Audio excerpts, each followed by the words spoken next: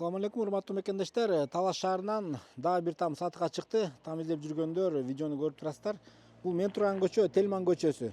Ногул трасса кадимки эле Чыңгыз Айтматов көчөсү. Ушул Чыңгыз Айтматов көчө менен келип эле Телманга спец больницага киргенде эле сол жак бетте ушул 3-чү тамды көрө аласыздар. Так дареги аталышы Аланкозов 16 даректе. Муяка кеткенде ошол спец больницага кетет туугандар. Участок 6 сотук экен.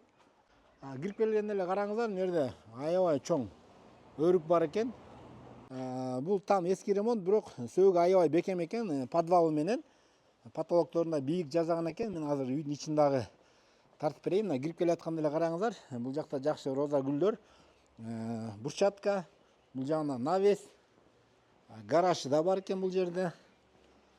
Огород дагы кенен эле экен, мынакей сеновал менен коро сарайы, склад, очоккана. Эң жакшы жери туугандар караңыздар. Бунун үстүндө канал бар да, ошол каналдан тынбай суу чыгып турат экен мынакей. Краны менен дайыма ушул жерде суу жатат туугандар. Кааласаңыздар, эмне тиксеңиздер да болот. Мына огородду караңыздар, мында жүзүм да өстүрүлгөн экен. Ошондой эле жакшы мөмө берген. Алма түптөр да бар экен, бул жол менен 10 түпкө жакын. Эң жакшысы бул жерде сыйраз жок экен. Подвал жагын биринчи көргөзүп берип коеюн. Бул жакта стоячий печка. 3 бөлмөдө ушундай подвал бар. Отун, көмүрлөрдү да ушул жака жыйнап койсо болот экен. Бисмилла. Киргенде эле бул жагында кухнясы, кыргыз печка да бар экен. Суулардын баары киргизилген. Бул жагында санузел.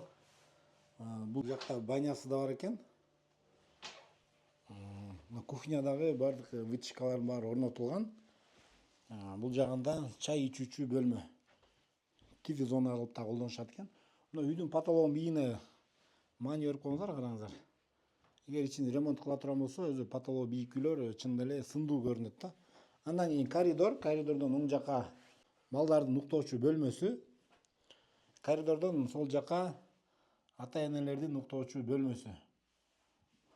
Коридордон түз бул жеринде зал. Залдан солго дагы бир уктоочу бөлмө. Баасын $58.000 сурап жатат туугандар.